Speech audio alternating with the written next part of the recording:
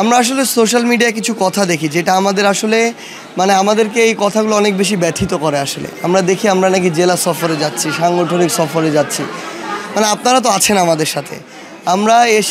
আমরা এখানে 4টা ভাগে আমাদের কাজগুলো করি। আমাদের 1 নম্বর এবং সবচেয়ে গুরুত্বপূর্ণ প্রায়োরিটি হচ্ছে আমাদের শহীদ ভাইদের পরিবারের সাথে আমাদের দেখা করা, কথা বলা, তাদের কথা শোনা এবং আমাদের যারা আহত ভাইরা বোনেরা রয়েছেন তাদের সাথে কথা বলা। কারণ আপনি কোনো দিন ঢাকায় অল্প কিছু মানুষ পুরো 64টি জেলার আমাদের এই যে শহীদ পরিবার কিংবা আহত যারা রয়েছেন তাদেরকে সময় দিতে পারবেন না। তারা কোনো দিন আপনাকে একসাথে পাবে না এবং তারা যে কথাগুলো আসলে বলতে চায় তাদের সবার তো এই মুহূর্তে ওই অবস্থাটিও নেই যে তারা আসলে ঢাকায় গিয়ে আপনাকে বলে আসবে। তাহলে এটা তো আমাদের নৈতিক দায়বদ্ধতার জায়গা, যারা আমাদের কথায় এভাবে নিজের জীবন অকাতরে বিলিয়ে দিয়েছে, রাস্তায় নেমে এসেছে, তাদের ঘরে ঘরে গিয়ে তাদের কথাগুলো শোনা, তাদের সন্তান হিসেবে হোক কিংবা তাদের পরিবারের একজন সদস্য হিসেবে হোক। হয়তো আমরা ঘরে ঘরে যেতে পারিনি, কিন্তু আমাদের অবশ্যই তো জেলায় এসে অন্তত জেলার এখানে যারা আমার শহীদ ভাই এর পরিবার রয়েছে কিংবা যারা আহত রয়েছে তাদের সাথে কথা বলা, তাহলে অন্তত একান্তভাবে তাদের কথাগুলো শোনা যায়। এটাও এই গুরুত্বপূর্ণ সবচেয়ে ইম্পর্ট্যান্ট কাজটি আমরা প্রথমত করি। এরপরে আমরা যারা আন্দোলনকারী ছিল, যারা আমাদের ওই একটা ঘোষণায় অকাতরে রাস্তায় নেমে পড়েছেন, নিজের জীবনের রিস্ক নিয়ে নেমেছেন, তারা সেই জায়গা থেকে আমরা তাদের কথাগুলো শুনি।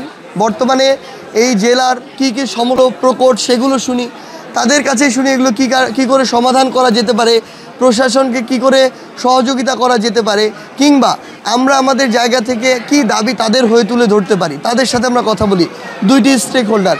তৃতীয়ত আমরা স্থানীয় নেতৃবৃন্দের সাথে কথা বলি। কারণ আমরা মনে করি একটি জেলার এভাবে যদি স্থিতিশীল অবস্থা আসে এবং এভাবে 64টি জেলার স্থিতিশীল অবস্থা আসে, তাহলে দিন শেষে দেশের স্থিতিশীল অবস্থা আসে।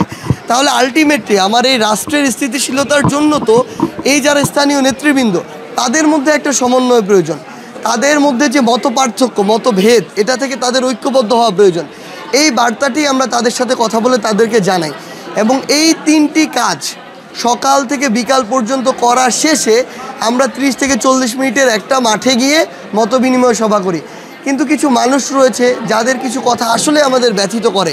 আমরা মানে সত্যি কথা বলতে এই অস্থিতিশীল অবস্থা আমরা মুখ বুঝে থাকার চেষ্টা করি যে হ্যাঁ, অনেকে হয়তো সিচুয়েশন বুঝছে না, হয়তো এই জন্য ভুল বুঝছে, কিন্তু সবসময় যদি এটা বলতে থাকে আমাদেরও খারাপ লাগে।